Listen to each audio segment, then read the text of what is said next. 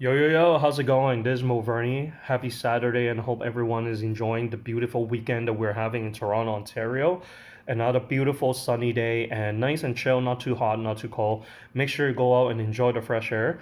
Um, a lot of my followers were following me during TIFF, and they were amazed of the amount of events that I've been going to, along with my brother Mo Kenny on the move. Basically, I am super excited and I'm very happy during TIFF because Toronto International Film Festival is actually one of our favorite annual events of the year in Toronto. Now, as many of you might know, there was a Writers Guild strike as well as actor talent union in the United States having strike. So therefore, a lot of Hollywood are in unity with the union strikes that many of them did not show up for TIFF this year. So I think a lot of followers know that, and they were curious about my opinion on what it's like during this year's TIFF. I do have to say, this year TIFF is a little bit different, unique. It's not the same as before, but I think we just have to maximize the experience on what we're given this year. I do have to say, TIFF was impacted because a lot of tourists usually come to TIFF annually because they want to come visit Toronto. They pay for the hotel, they pay for transportation, and they will go and watch films, and they also want to stargaze. They want to see the stars on the red carpet. So if they know that most stars are not coming during this year's TIFF, a lot of tourists are not going to come in, and I think that impact a bit in terms of the travel and tourism, the restaurants, and the hotels overall for this TIFF 23.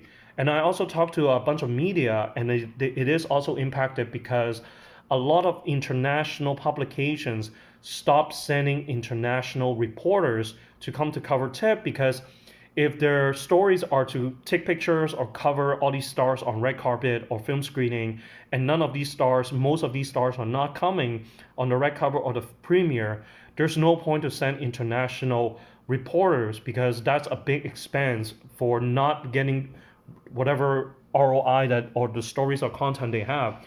So I did talk to a lot of the Canadian media that they were saying a lot of international media were reaching out to them because they want the Canadian media to cover these stories to sell to write for them so that they can buy the stories so that they didn't have to send any of the international reporters and get the Canadian media to do it and relay the content and sell the stories to them. So that's the thing I was told.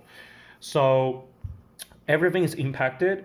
I also know that the spotlight this year from distributors and film distributor or corporation and companies has shifted gears. So instead of focusing on promoting films that are knowing that the Hollywood talent is not coming, they instead promote films that are more on international film basis or foreign basis. Because as far as my knowledge goes, Canadian films or international films or foreign films, Asian films are exempt from this strike because they're a different union.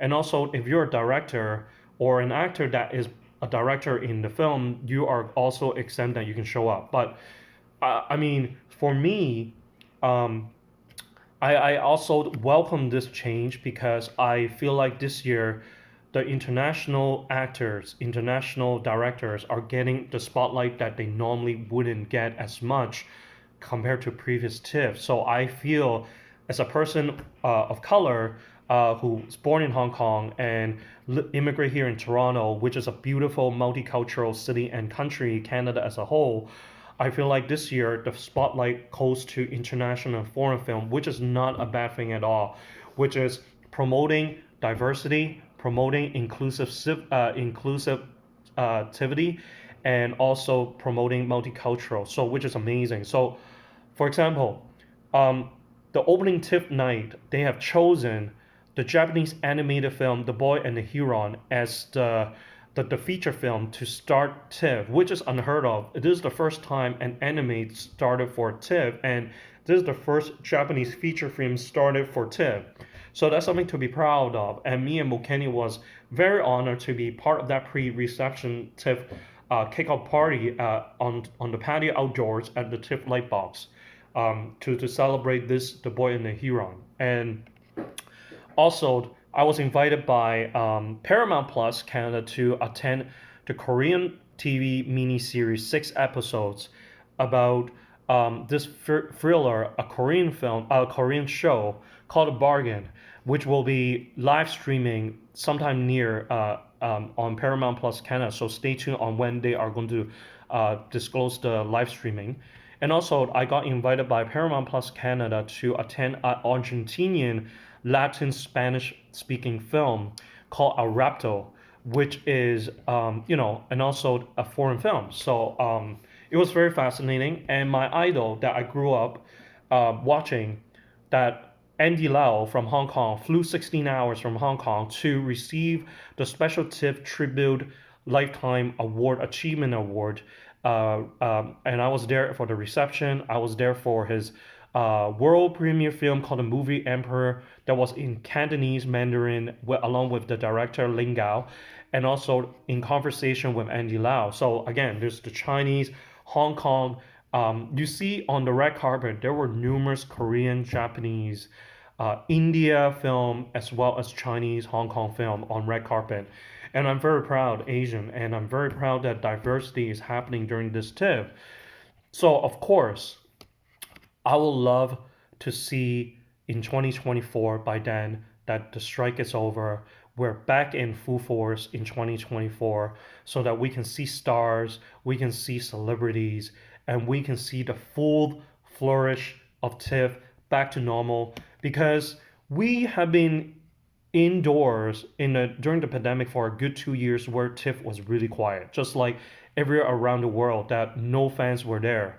So once we were allowed to be out here in the open, back into the new normal, to see a strike and then all the talent were not here to promote. It is kind of a little bit unfortunate, but I also understand what the union and the directors are fighting for. I mean, everybody have their own perspective and their own opinion, and I think that it is important we all open-minded, we all open our ears, and to learn and educate ourselves and be respectful on all the different parties, because they have a different perspective and their different vision, their different needs, and what needs to be done. And I wish the best during TIFF 2024, and I hope it will be in full force and back to normal, and seeing tours coming in, international media coming in. I get to see world premiere films, world premiere TV shows, stars gazing. I get to mix and mingle with superstars at the after parties, or watch a film, or network with directors, film talent, writers. Toronto International Film Festival is amazing, and I do wish that the spotlight on international and foreign film continues with our with continue to showcase, all the diversity, inclusive, people of color, and I hope this continues to expand and to flourish. Everybody happy, everybody mutual, and everybody move forward to continue to bring the blooming of industry in the international industry. So this is my feedback about what it's like during this TIFF, and I am looking forward to 2024, and hope you enjoy this video, and Wolverine is out here.